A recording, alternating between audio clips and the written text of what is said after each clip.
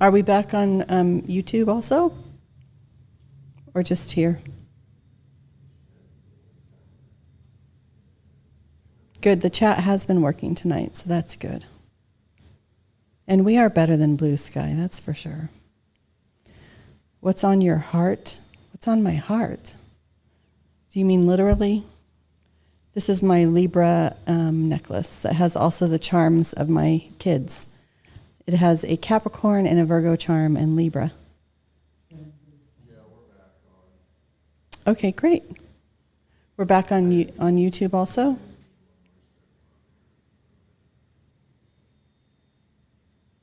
Well, thank you. We found out the problem with the internet, the airport. So we did find out the problem with the internet is the airport that's right across from us.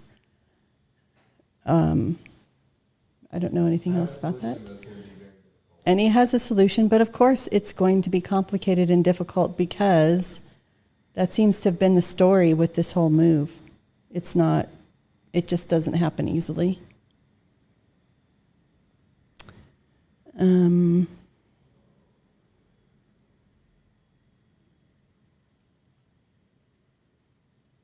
Oh, thank you. I'm getting nice comments from people. I'm sitting here like, wait, what does that say? And then it was a nice compliment. Will Russia launch a nuclear missile in 2025? You know, have you looked at the astrology of that, David? Will Russia launch back? Yeah, I told people it's a small one, tactical, small. A small, tactical one, yes. That's the answer. That's my answer. And that's not what people want to hear, but. And I'm sorry, Matt, that I was disparaging Lafayette. I wasn't disparaging him. Do you mean I was disparaging him because I said he was straight? Sorry, but he was French, so I don't know.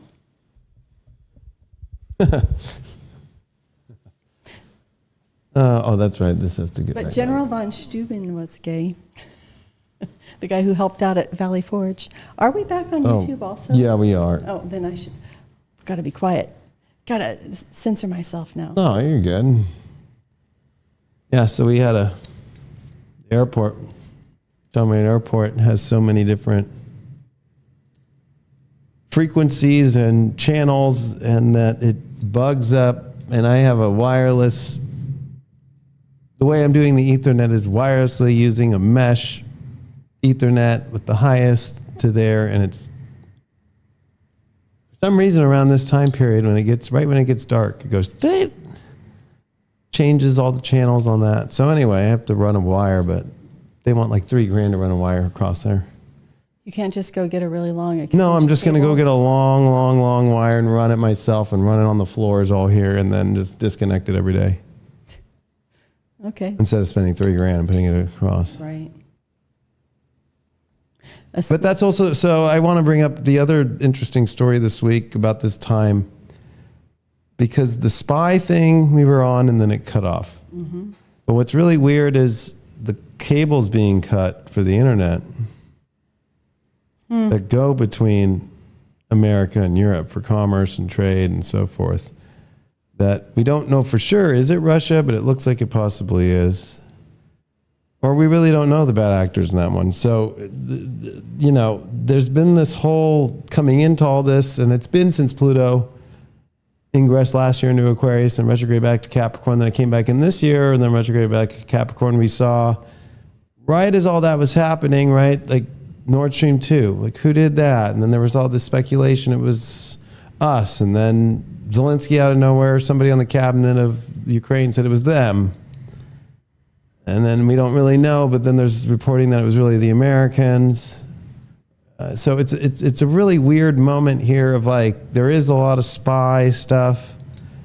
There's the Five Eyes between all these Western countries and them all looking at another country for another country. So like America can't spy on its own citizens, but one of the Five Eyes, like the four other eyes can. So the British government can spy on Americans and we spy on British subjects. So really the weird stuff happening in Britain is either the Americans or the French or somebody looking in their stuff.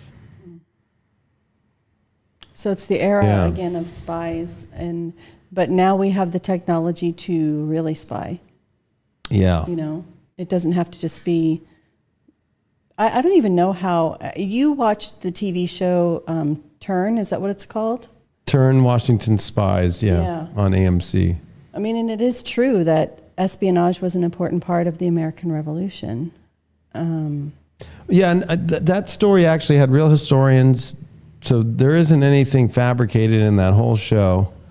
I would say on like a 95% of it. Maybe there's some little, there's always a little, make it more dramatic. But the whole story of Benedict Arnold, the way it happens, the whole story of John Andre, the whole way the American Revolution played out from the eyes of being in those top positions, whether it's Washington or being one of his generals or being a soldier or being on the other side and being with the British, and then what would it be like to be a loyalist or a loyalist turned patriot, hiding that you're a loyalist.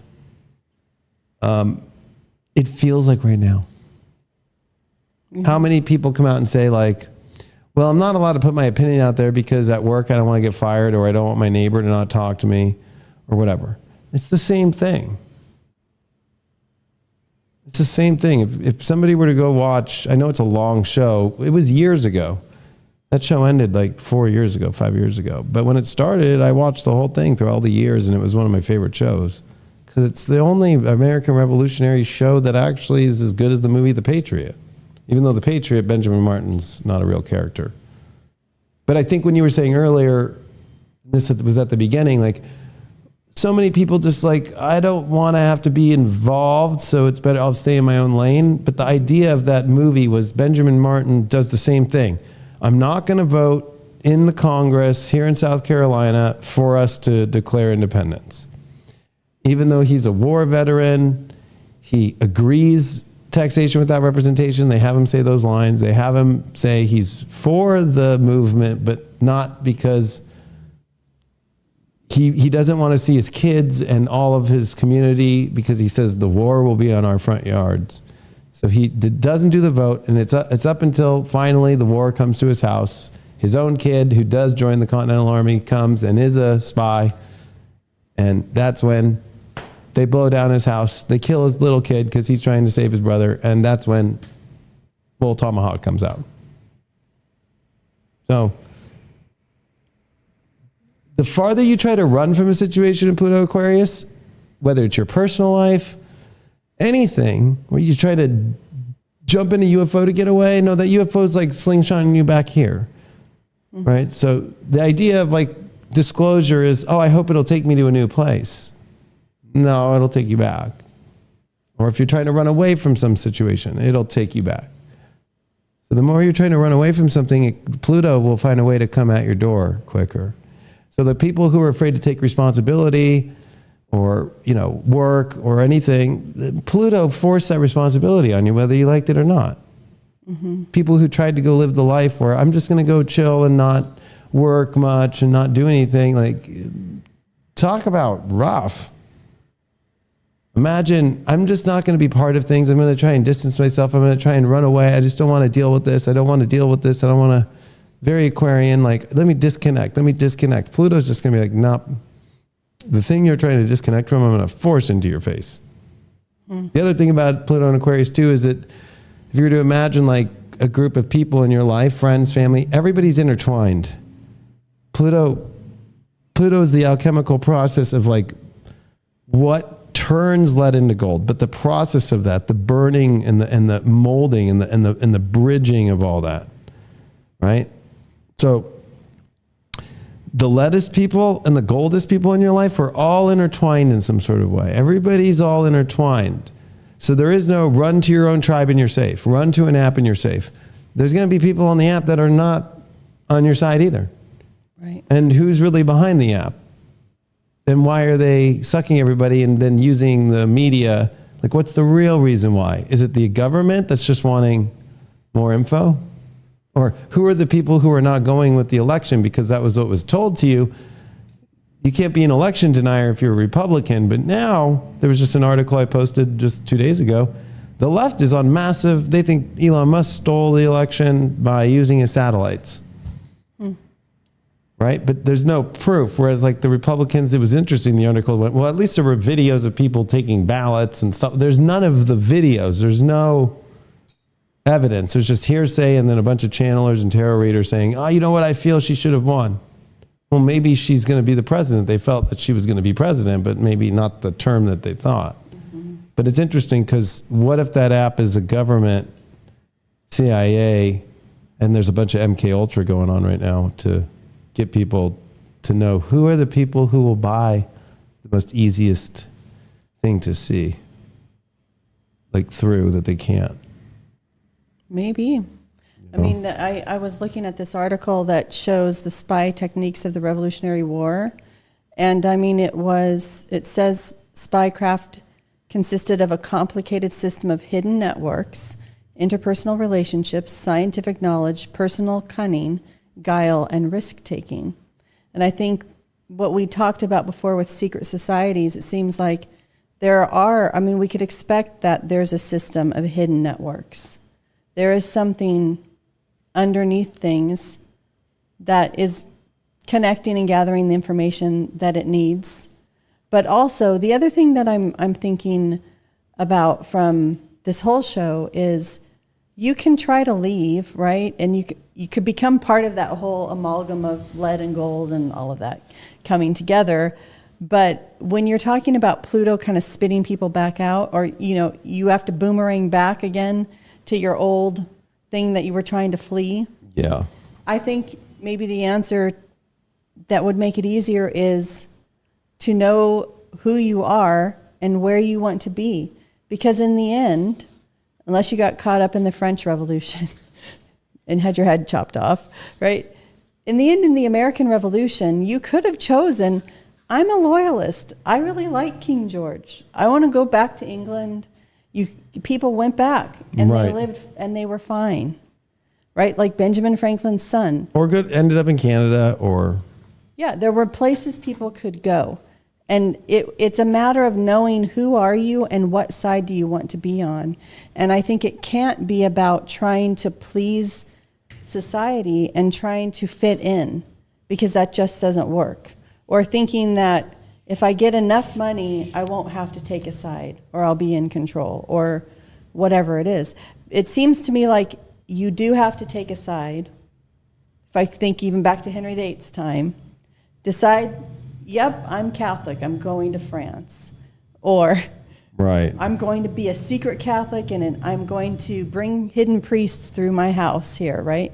You decide what side you are and you do it. And people got through it. Yeah. I don't know. That's But that's also where Pluto represents disgust. And so it's disgust with the Aquarian thing of the thing that's so weird. So like to be an Englishman in 1532 and realize I want to be a Catholic, but I have to go to France. That's like the one place that you grew up and all your great grandparents and your whole entire line was like the French, right? Like, I guess I'm going to have to go to that. Right. Well, there were other places but that's the disgust part is like, there's this, I have to go off these apps and go to this Blue Sky app that's just basic and it's being sold to me. It's great. Am I going here because I'm doing what everybody else is doing, or am I doing it because I really want to do it? So Pluto is weird. It's like always testing you about like, what do you really want? And it will give it to you. In Aquarius, though, it's not by the disconnect from the place. It's more about where you're wanting to connect. And it has to have a solution for it. So blinded going towards something with like, let me just say fuck it and throw it all in the air and see what happens. That's more Capricorn. Like, I'm going to take the risk and I'm going to figure out every step as I go. Aquarius is, okay, I'm taking a risk. I'm going to say fuck it. Well, you could win the lottery, but at the same time, you might not win the lottery. You can get hit, like, you might be like, I'm going to win the lottery as you're driving and then get hit, your car get hit and die at the same time. That's Uranus. Like, you could win the lottery, have your ticket. I'm going to pick up my winnings. Right? But you won the lottery. Right. But maybe your friend told you to get the ticket. Mm-hmm. You just did it because your friend told you to. Mm. Now on your way to go get the ticket and you won, car hits you. That's Aquarius. That's Uranus. That's the scary part of Pluto and Aquarius. It's like, just because you are being told to do it doesn't mean that when you go towards it, it'll happen. Because the Uranus will always spit you out a different direction, you know, like not a left or a right or an up or a down, but, you know, an 81 degree angle. Like what? So is there any sort of order to it? Do you think? The order, I would say that the order is in where are there groups of people that are representing common understandings that are not too extreme. So the extremes don't work, right? But the rebellious aspect does with something that is about regaining human basics back. And that's why I brought up that weighing out the greater or less than about the election in America was like, it was about abortion and then it was about censorship, wars, like there was a long list. And it was the same list that was back then. So it's kind of like, if it's just for that, the bigger question would be like, well, do you have a kid? Are you a woman? Or are you a white dudes for Harris guy? I mean, like, is abortion that big of an issue for you? And it's also the Civil War thing where it's like abolitionists were a big deal, but Lincoln was a minor abolitionist. He was never calling for a national ban on slavery. He was calling for new territories to stop, right? That was all he was calling for, but people freaked out so much that they seceded from the Union, and then eventually it did become a national situation. So it's one of those things to where, are people just going to keep fighting the abortion thing to where it does become a national ban because they keep fighting? They're unhappy with the way that the natural system worked, to where there are states that allowed it. There are even states that just voted for it to be protected that didn't before. So it's one of those things to where it's like, what are people really unhappy about? Pluto is what people are unhappy about.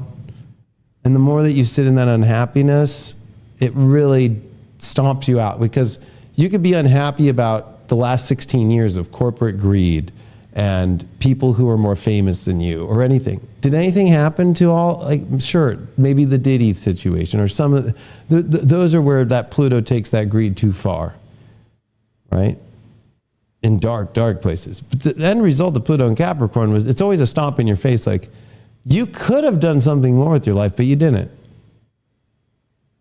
So you can be rebellious, you can be for humanity, you can look at what other humans and you have in common here. Where's the greater denominator that we all are getting stripped away of some sort of natural right that society in general is being stomped on. And the election helped see that, and then you see that common denominator with speech being one of the biggest things. It's an air sign. Uranus is coming into Gemini, and freedom of speech was what the Revolutionary War was. One of the biggest parts of it was actually the freedom of speech, and even the press, because even when Washington or any of the Continental Army took over a city, they allowed the Loyalist papers to still print what they wanted to print, the gazettes and so forth. That was one of the greatest parts of what George Washington did when they did take over New York, is the greatest Loyalist newspaper. The owner was like, okay, I guess I'm done. He's like, no, this is America. We are building it for freedom of press. We might not agree, but you're allowed to speak your mind. Go ahead and print what you like. And people forget about that little moment. Mm-hmm. So it's like, it's pretty easy to see what to be on. But but for some people, it's like, I just want to be upset because everything that is not normal anymore, to me, right? That's where the problem is. My normal is no longer normal, and I want it normal. Mm-hmm. Now, I understand how people could see that, like, well, that's what people on the right were saying. No, it's unnormal to actually take away the rights that were founded upon. and what natural law has been always about. This battle went on during the last time Pluto was in Aquarius about speaking against the Pope, right? Mm-hmm. And it was a carryover from the Pluto Capricorn ingress of 1517, right? In 18, all the way to that 1532 and 3, where it finally was like, okay, we're leaving the Catholic Church, England. Mm-hmm. So if you take 2008, ironically enough, Obama comes in and a Tea Party starts building up from that. And now the Tea Party has taken over and won.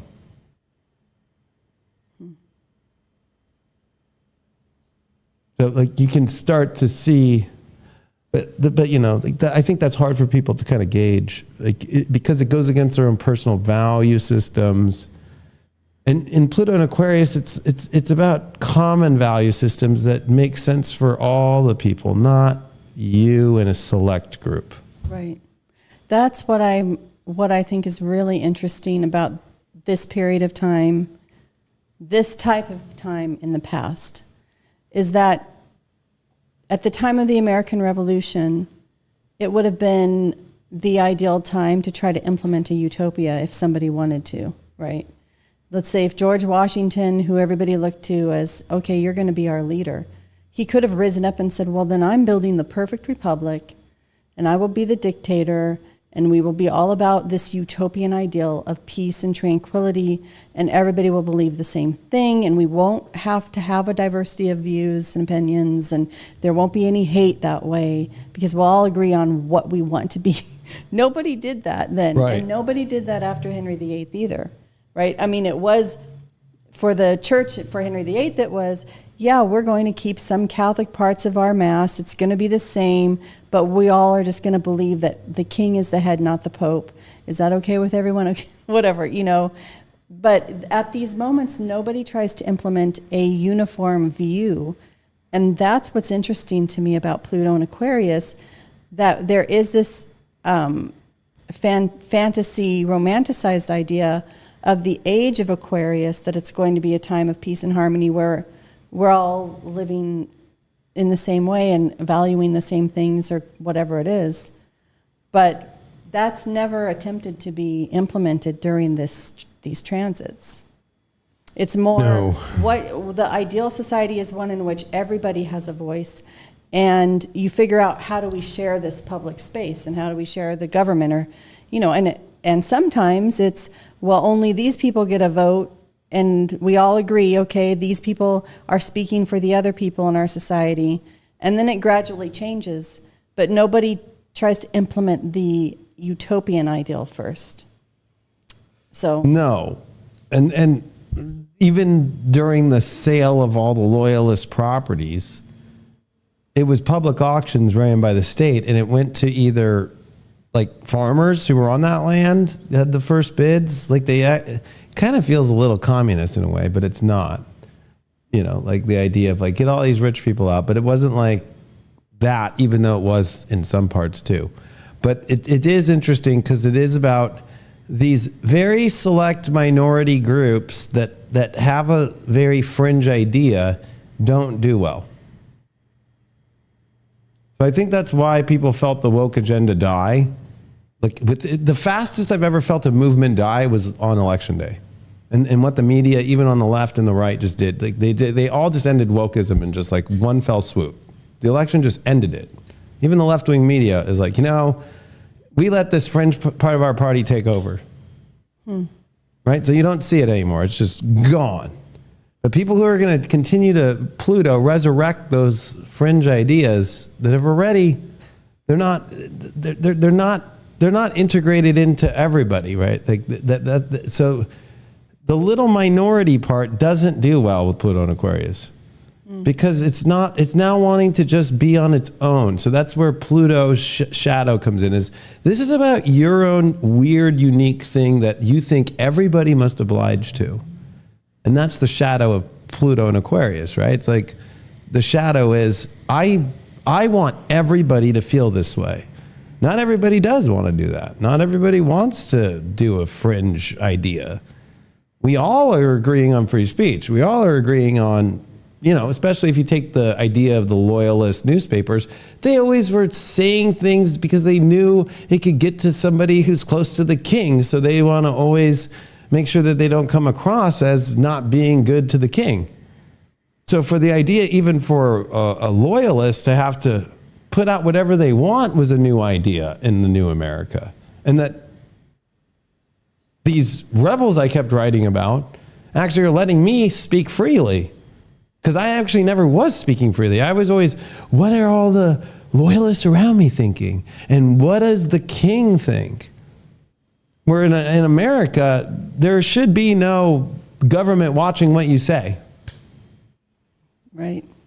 Right? You're allowed to clap back at the government.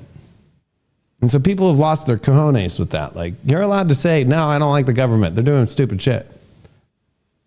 Right? So I think that's where that fringe of like, yeah, but I want everybody to be in this, and I want the bathrooms to be this way, and I want to, when it's a 1%, 99% don't believe that way, you're going to get stomped. Mm-hmm. And that's where the negative side of Aquarius is when you see an Aquarius who's like, I don't want to get along with anybody here, so I want to have the tattoos, I want to have the weird hair, and I just want to be in my own little lane. Well, that's when you really fails in Aquarius, because you found uniqueness, but you didn't find a way to find where's the common ground with people. The best Aquarians are the ones, Ronald Reagan, for example. I mean, look at him. He's the only one since Monroe in 1820 to win the whole entire country. And he didn't have 50 states, Monroe. Right? 1820 was a landslide. There's only one electoral vote for John Adams. But everything went to him, right? And the only time that ever happened was one state in 1984 went to the Democrats, and Reagan won all 49 states, and he was an Aquarius. He was a TV guy who wore a cowboy hat, who spoke to everybody and figured out a way to find the common ground with all people, right? So that's Pluto Aquarius. Is like, the positive is the Reaganite idea. The negative is the blue hair in my own world, and you are forced to like what I'm doing. And everybody must convert. So you can't convert people in Pluto and Aquarius. That's the other thing. You can't make people into converts. Like, we're going to have to convert all these people. Like right now, you're hearing on the left, on the fringe, we need to get it in their minds what's happening. Well, forcing people to change that is not going to win. Pluto, that's like the British. We need to force these people to like the king. We need to force these people to like all the government. And so it doesn't work too well. And I think that the middle of that transit, there's some stability because those fringes get pushed out. They get moved to Canada, they go onto a boat, and then other places deal with them. And then what they realize when they get to Canada or they get to another places, nobody actually wants any of this. I'm going to have to learn to accept what the people want. That's the other thing. Pluto's about acceptance. So even this election now where we're at, there's a bunch of people who don't want to accept where it's at. But people didn't want to accept where it was at in 2020 during Capricorn, but they still did. And instead, what did they do? They made jokes about it, which is very American politics. Like, let's go Brandon, right? Like, that was so funny. The media even was trying to cover for Biden and said, oh, Brandon, they're saying, let's go Brandon, when they're all saying, fuck Joe Biden, right? And then that became hilarious. And then it just turned in to this just constant, like, making fun of this administration that was just a joke the whole time. And people knew he was old and he wasn't showing up and he was doing crazy things. So it's like the other side accepted it and was not fun, but found fun in it. But if you're going to also be not cool, because Aquarius deals with cool, it deals with, can you be cool? Can you be cool with people? Can you find common ground? And you don't, it's going to be very difficult. It's going to be like the hardest life you'll ever live. To be that blue-haired person by yourself trying to convert the whole world, to be that's probably the most hardest place of a soul I'd ever want to experience. That'd be like me being like, everybody must like astrology. That is not going to go well in Pluto and Aquarius. I'm not going to try and force people to like astrology. Right. So. Well, and if you do, you're going to end up in England putting on your Continental Army outfit before you die, thinking, I should have just enjoyed it back then. My gosh. I mean, with you in history, too. It's not like you try to force people to like history. I've never thought I should force people to like what I like so I feel better. I've just accepted being weird and, whatever. But my midheaven's in Aquarius, so maybe I'm supposed to just accept it. My job is just to be weird. I mean, I think that's what's like kind of cool about the Quaker movement, because that's another big part of that time, like where the Quaker movement was prior, bigger, but there's still Quakers around, and that idea of where light worker comes from, most people don't know it. It's in the Quaker movement. Men and women come together to the house of meeting of friends and share the light of God that comes to them.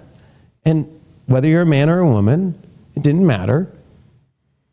Your message about what is coming to you that you feel is called to is allowed to be presented in the meeting.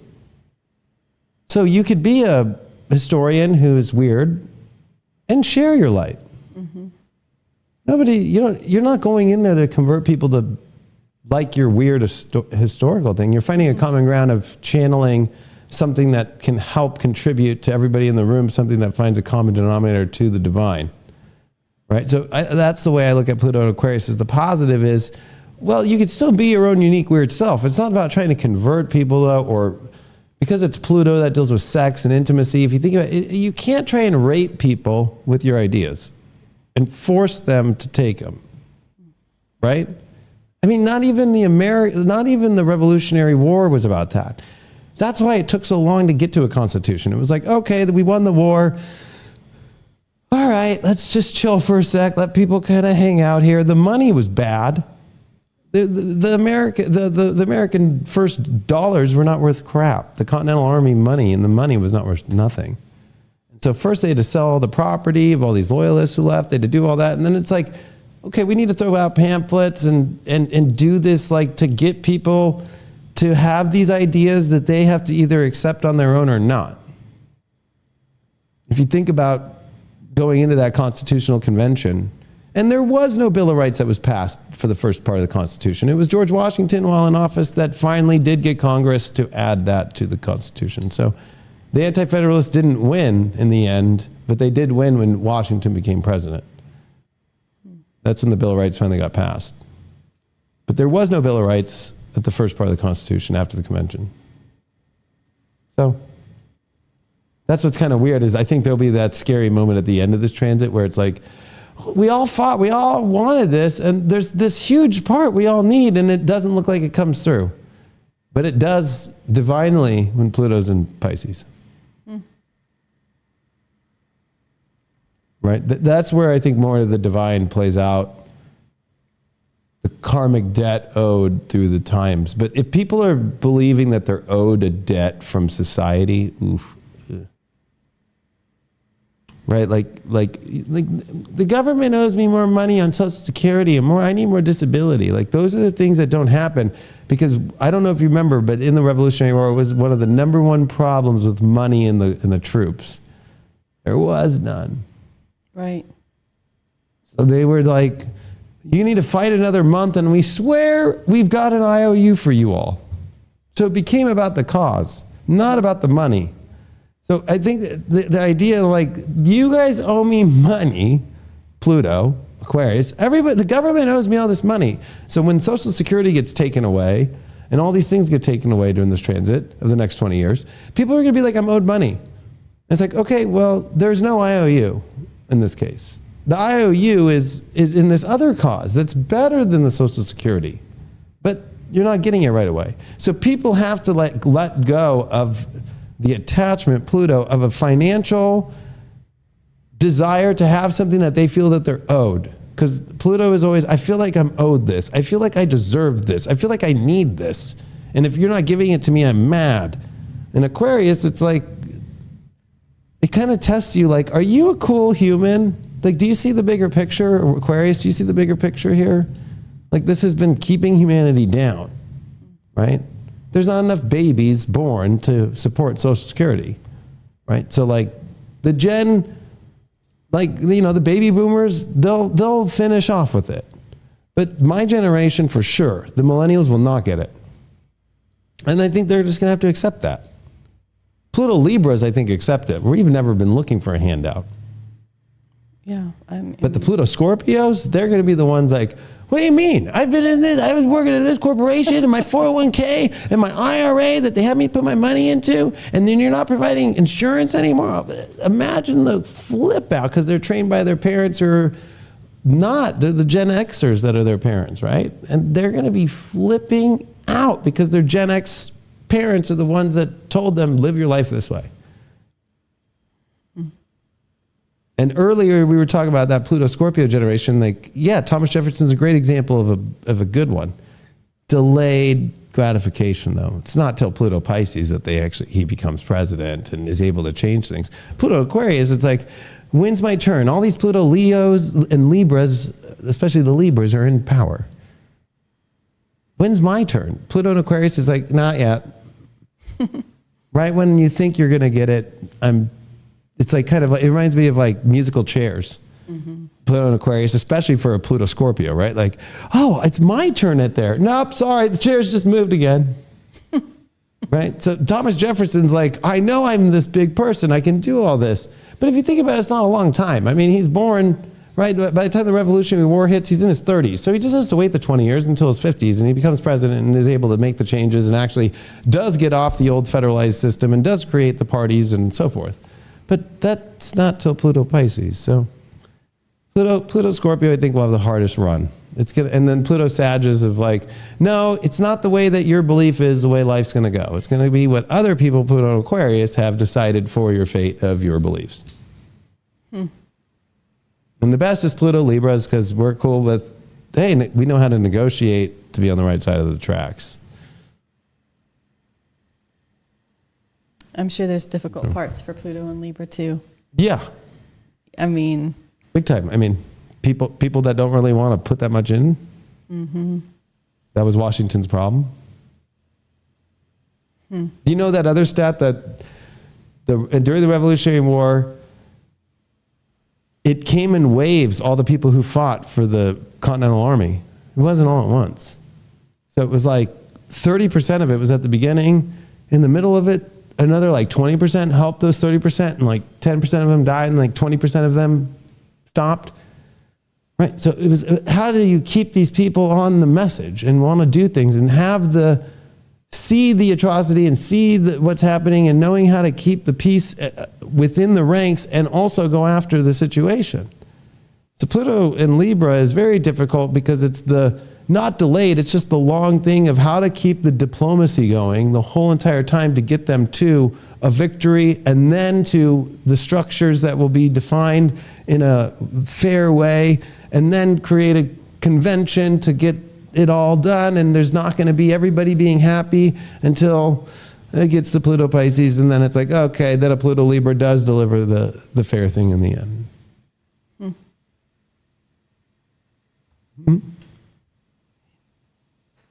I don't know. I was thinking, I feel so much better at a certain point, and now I'm thinking, that's a lot of work in this transit, I guess. But,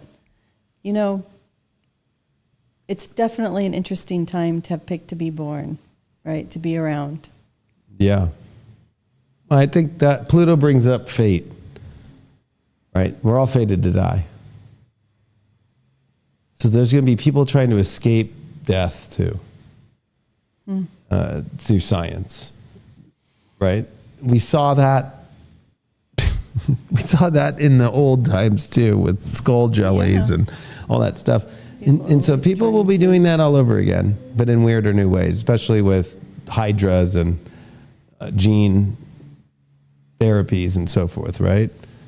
Yeah, it's interesting because if you think about, I always think of the Enlightenment, and then after the Enlightenment is the Romantic era. So if we think about literature and how it moves from a certain rational, sort of formalistic kind of literature and art and music to the Romantic era, where it's the era of like Frankenstein's monster and imagining these really weird, different ways of life and different types of people. That I think that must have been Pluto Pisces when that all started, though. It's we're heading into even a different mental universe, I think, where we're trying to make sense of the world with old idea structures. Right. And then it just kind of falls apart in amazement a lot of the time, I think. Yeah, or I can't even believe I have his books. Biggest author of the 19th century. Edgar Allan Poe. Edgar Allan Poe. I have his old original books. I have all those and all of his stories. But the man and who he was, just the one author in the world who's done the biggest work and didn't get paid for it. Mm-hmm. And died drunk and also died during a voting election scheme. I mean, like, right? Like that period of history is weird too, because it is the stories of the Wild West at the same time, and this idea of going west, the fool's gold rush, all these kind of like, the formulas get thrown out the window at that point. Mm-hmm. Nobody cares. Nobody cares what the formula is in the Enlightenment phase on the Oregon Trail. They're just thinking about gold. So. Or even Pluto and Pisces, like, what? We're going to make our own political parties. Like, we're not going to do it the way that the Pluto Libra set it up, right? So that's when the Pluto Scorpios get their big panache is Pluto Pisces. Like, we're doing it the way we want to do it. But there's also death with that, like Aaron Burr and shooting. And like, there's a lot of weird stuff. Like, so it's like, and then even like there is that kind of toxic love of sadistic quality with Pluto Scorpio, right? So like Edgar Allan Poe is very sadistic, right? And there's a sadistic overtone with Frankenstein that you were just mentioning. There's a sadistic tone with all of it. Mm-hmm. And so that Pluto Pisces trining all the Pluto Scorpios, they bring all their sadicism out. They bring all that edge out. They're going to try really hard in Pluto Aquarius, but it's just not allowed. Like Pluto Capricorn, right? Think about it for me as the Pluto Libra. Me trying to be like, what's fair about the vax? Da-da-da-da. What's fair about this? Nobody's going to listen. So think of a Pluto Scorpio trying to be like, it needs to be more edgy. It needs to be more intense. No, it doesn't. That doesn't mean everybody wants to feel that right now. Sorry. So those are good lessons, I think, for these times. Taking it out of the politics or even the history. But using history for like, to prove like, hey, well, like Henry VIII, right? Like he finally got his shot, Pluto Libra, 29 degrees. So when Pluto came into Aquarius, yeah, he did get to secede, make his own church and make it the way that he wanted to. And he also got to shift the way he wanted and looked at his lives and all these things. Pluto Scorpios though, I want to be Catholic. Well, sorry. None of your wants are going to be allowed here, That's where Pluto Libra is weird, is its wants aren't wants. Its wants are ones that can be negotiated. Negotiated wants will be the play. Desires and wants with, it's just going to be that way. I want it. I have to have it. And if you think of the way that society's been built with commerce and internet and all that, no. It's going to be a big, loud no. Scorpio, Plutos have to live in a world where there's more no's than yeses. They've lived in a world of yeses. They've never heard the word no yet. Hard. The world's going to tell them no. So imagine Thomas Jefferson. Oh, well, do I get to be part of this? Can I run are people going to want me? Like they're probably, imagine Thomas Jefferson after the war and during the constitutional conventions and all that stuff. Like, hey, are you going to lobby for me? Hey, can you get me up there? Like, no, wait your turn. No. You don't know how to negotiate. All that was negotiated. But he was kind of also carrying on his own life and doing interesting things.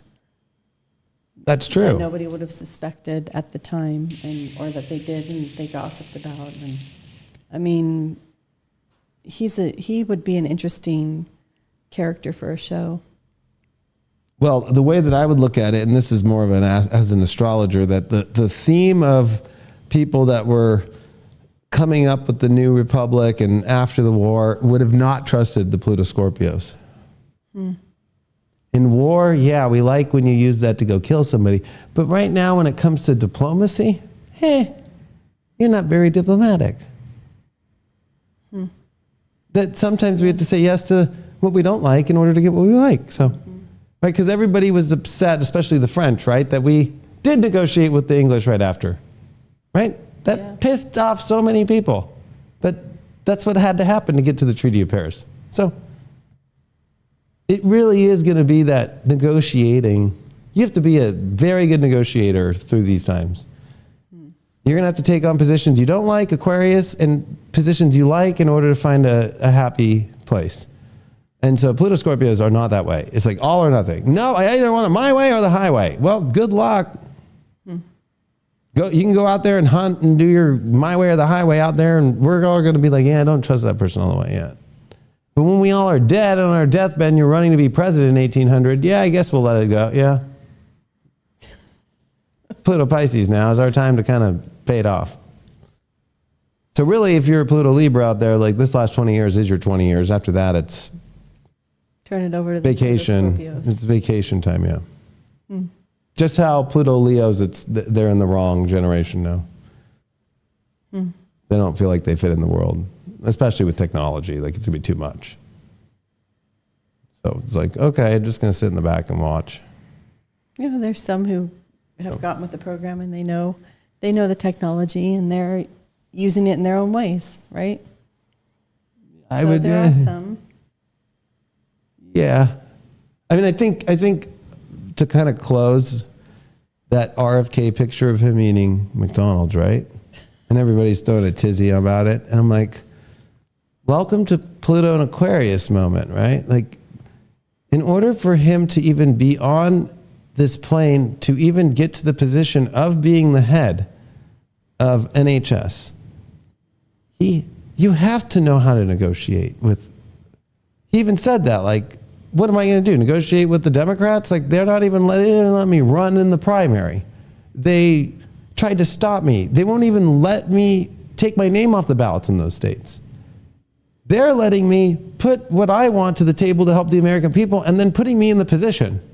So if they want me to take a picture with fucking McDonald's, I'm taking a picture with fucking McDonald's. People aren't thinking about it on that point. No, I just think of him at that UFC moment where he walks in with Trump and all those, and Elon Musk and whoever else is there. He just looks so uncomfortable. But then gradually, in that shot, people start talking to him, and it's just the weirdest moment to see all those people together. But to me, that's what I think of as Pluto and Aquarius, is everybody there, even though it probably happened. Was that Pluto and Aquarius when that happened? It's Capricorn. It was in Capricorn, but it's just sort of, everyone's there. You don't necessarily feel entirely comfortable. Some people do feel comfortable, but you're talking to other people. You're connecting on where you are, where you do have similarities. Yeah, I mean, I think for him being a Capricorn, I can't believe how many people loved me out there, right? Like, his base grew he had a big base, but it grew to the whole country pretty much, except I guess the people who didn't vote for Trump and him. And because it wasn't a vote for Trump, it was a lot of people like me voted for RFK. A lot of people voted for RFK. That was like the pick. It was actually kind of the whole team, right? So it's like, I think for him, it's kind of this moment of like, this is whole new territory, which is a good thing, Pluto Aquarius, right? Like I've crossed into waters I never thought I'd be in, right? Where Trump's even in that space, like, I'm throwing a Democrat as my head of health, right? And I'm not healthy. That's the interesting part, right? Like, I am the one who eats McDonald's, and he's going to get rid of the things that McDonald's are doing. That's Pluto Aquarius shit, right? So anybody doing that, like, I actually saw the Democrat side, Cory Booker came out with this huge thing like, hey, I'm all about this health thing too. Americans are dying. We need to come together on this. I'm like, all right, he's doing that right now. I've always thought he was a good senator and a good Democrat. There's some things I don't agree with him for sure at all. But you could see him trying to cross the bridge of, it's not about party, it's about health. So it becomes about where's that common issue that we all agree on, and you got to let go of your side, because it's not even about sides when you already see RFK is the guy that's running it. Trump's a fat guy who eats McDonald's, who's even letting him do it. Right. Like if Trump was really that bad, he would put in somebody who keep America fat. Right. Right? Let everybody just eat shit. Right? No, it's not right. So then you see Cory Booker come out, but that's just one issue. I think the bigger issues, that's where we got to see where that's going to play out, which again is going to be this war situation. And I think it's not just the war in Ukraine. It's going to be the war with Israel. I think that Pluto Aquarius and that's the other thing. What was George Washington's farewell address? Was staying in a neutral country. Right. That was his last message to the American people. So it's like, it's so weird that the media doesn't ever report on that. It's like they've bought what was told to them over the last 100 years. Like, we need to be the allies and we need to always be getting involved in everyone's business. But that's exactly what the framers and the head framer that did the most, technically as the leader from the military campaign and the war all the way to the Continental Congress and becoming the first president, and helping make sure that the Bill of Rights gets put in during his presidency, and is the one that understands the term limits on his own and doesn't try to be a tyrant, right? We get that from him, is the one who says we need to be a neutral country, never play favorites with any country, ever. Because then you're stuck.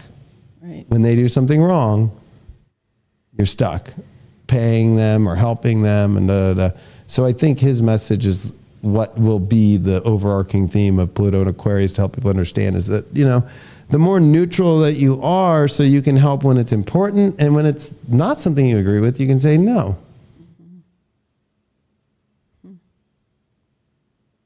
Any last words? My last words are just, I think that's hopeful. I don't know. I can live with that. I'm just waiting to see it kind of settle into something that's new. I was going to say, we got 20 years. Well, you know, and it eventually will. It will. But, you know, I mean, it's so funny because I chose to study these periods in history specifically because I liked them, that they were transitional times. And, you know, we're getting to live through it really, really big right now. So I'm enjoying that. I'm enjoying the experience. Well, I guess I'll finish with one more question. Being a historian and you see so many life's always changing and evolving, and there is times where it's like, it seems like it's always transitioning, whether it's, okay, we have light bulbs now and electricity and then cars to, printing press. But it's like, what is it for you? Is it the amount of historical events happening at the same time and watching? What's your gauge of like, what's a big period in history that's so monumental that it blows away you as a historian and maybe other historians? Is there like a protocol that you all learned when you were getting your degrees and becoming a doctorate to understand transitions in history that are more important than others?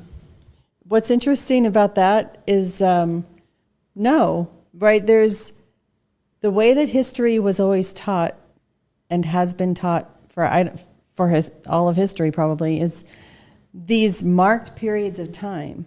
So you are a historian of the Civil War era, or, you know, pre-1865, and then, or you're a historian in British history of this date to this date. Those dates were always so clearly marked. And I would always say, okay, but I want to study like 1690 to 1770 or whatever, which doesn't, or I guess I should go back to like 1650 to that. It doesn't. Is that like fit Victorian neatly. History or something? No, it's Stuart and Georgian okay. history. And it doesn't fit because everybody would say, well, I'm studying, you know, Georgian history, which is the King George's, right? That history is always marked into these little compartments that are easy to write textbooks about. So people don't often write about the transitional periods of time. Or, I mean, like the biggest time that I can think of that historians maybe would talk about would be something like the fall of the Roman Empire. Like it could be a whole class probably. That's a massive transitional time where the Roman Empire is ending and then all of the areas that it had conquered are becoming their own regions. Yeah. And I think that happened over years and years, but really here is the example of a transitional time. Those messy periods of history don't always get talked about just because of the way history is always set up. So maybe you'd be a transitional historian. I think so. And understanding the build-up and the arc of transitions. Yeah, I like the periods of time where a paradigm is falling and a new one's building. I like it between paradigm history. Which basically would be most of us who are watching, or anybody who's watching this during the times that they're watching it, we lived most of those periods, those in between. But now we're at those precipice of like all the dominoes have fallen for the big change to happen. Mm-hmm. You know, and I think that's what's interesting over the last 2 days since we saw Pluto ingress into Aquarius has been putting together all the pieces of 16 years of things that have happened, but also just really arcs of the last 248 years, arcs of going back and seeing all these periods using astrology like Pluto, using the outer planet ones and throwing them back all the way into the farthest that we can go back in BCE and seeing this huge building up of a set of waves and how they're all connected to this moment. Like all those periods are all connecting and like watching that huge wave come and where does it take it next? You know, and it does feel like this is the one that just kind of takes a new direction with everything. Mm-hmm. And that's really interesting to hear because, yeah, I can understand the way that it's being taught though, because it's still big events. Like a civil war is a huge major event. So being a Civil War historian would be really looking at that period. And then also I'm sure that there would be the years back of the build up to it, you'd know, and then the post Civil War areas. So, you know, you always cover the pre and the post probably as a historian, right? Like to help people kind of gauge, but it's probably not it's not as big of a part of the lecture or the class that you're teaching, but it's. Everybody wants to get to the big moment, not the in-between moments, right? I probably have rarely ever just created a lecture on the things that I'm most interested in because you don't sit there and say, and then people were confused and they didn't know what to do and they didn't know who the leaders were. I don't know. It's harder to make sense on a long timeline, I guess, of these kind of disruptive moments. People like the disruption, but then they want the end of the story. And right now, who knows what the end of the story is, right? Well, I don't know if it ever ends, right? It keeps going always. One day historians will look back and there will be the end. Oh. I've been feeling lately like this is really interesting because I feel like future textbooks are going to look back and see the global wars, the period of global wars as much longer. And anyway, we're kind of living in this post-colonial time that's still connected to all of the agreements and alliances that happened in the 40s, 50s, 60s, 70s. We didn't end. A lot of times the way history is taught is World War II ended, we dropped the bomb, it was unfortunate.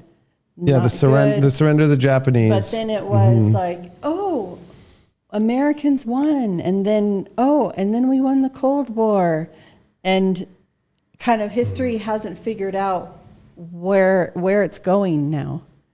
That's what's, I can't explain it, but it's just sort of, you feel like you're in this time that will be defined in a broader context of history that doesn't exist, and also it goes back further than we think.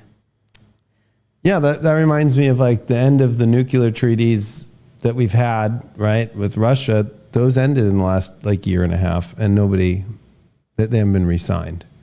Yeah. So that's why you're hearing Russia say we're going to use nukes. They don't have to anymore say they're not. Mm-hmm. So that treaty died. Then I think of like, did COVID ever end, right? Kind of like, was there an official day where they went, it's the end of COVID? No, nothing ends anymore. We just right. are in this It just kind of keeps going. Or the same thing with the Patriot Act and after terrorism. Like, has there ever been the end of quote unquote terrorism? Mm-hmm. That or even like, you know, you said the fall of Rome. It's like, yeah, but there was so much to that. It was kind of fallen way before that, if that makes sense. When the Goths sacked Rome. And then you actually go into like the story of like, oh, Alexander the Great relates more to me about this huge empire. And then when he dies, what do all these people do? They form their own regions out of it. So it's really like watching a similar thing on both those stories, but it's about an individual who conquers most of the world, like, and then dies. Mm-hmm. And then I guess it's his death. So I think like, part of maybe the end, what we saw, because Pluto, I think people like get too caught up on the date of the ingress of Pluto, even though I think that's important. But there is that little section before and after, like we're in right now, and that's how you gauge an orb. But it's kind of like the election was the end of wokeism, and it kind of set the seed of like, this is where people want to go after a 16-year debate. You know, like, so it's like, okay, that's the end. Yeah. And you can tell because you saw both sides of the media saying that. And that's what was the most mind-blowing thing, right? Is to watch the left-wing media agree with the right-wing media and the right-wing media agree with the left-wing. Like, hey, this is where it is. This is what has to be accepted. People don't want this. People want this. And everybody said it at the same time.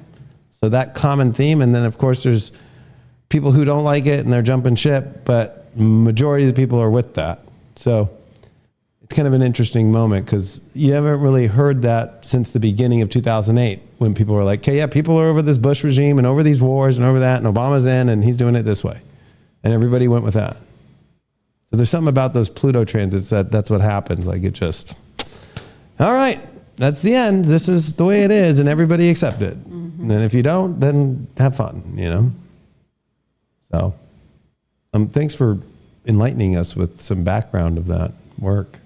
I don't know if it was enlightening, but it is. It takes me a minute if you ask a question like that because I think no one cares about that. And then I'm like, wait, this is my opportunity to talk about it. So thanks for asking the question. Yeah. No, I think, I mean, as an astrologer, we look at it kind of with planetary transits and really like, okay, this is the Pluto one. But to me, it's like, the real end of the story and the way that a historian might put it into context will be 2026 because of that Saturn-Neptune conjunction and Uranus fully ingressed into Gemini and Neptune fully ingressed into Aries. So all three outer planets within a time frame of about a year and a month all have transitioned really powerfully into their new signs. So with already having some 2025 minor ingresses in that set some of the tone. So we're at the beginning of the end right now. Okay. And it's pretty condensed here, the next like year and a half of that. Like, and that could be scary for people, but I think a lot of people are ready. Mm-hmm. I don't want to go back to the old world. No, me either. So, all right. Well, you can catch us on High Vibe TV, and we appreciate it. And Ann and I are on every 2 weeks here on High Vibe, and we do the show on YouTube for people to spread the word. We appreciate it. And we'll see you in 2 weeks after Thanksgiving. Hope you have a good Thanksgiving. Bye. And we always love suggestions in the comments for shows for us to cover. Thanks so much. Bye-bye. Bye.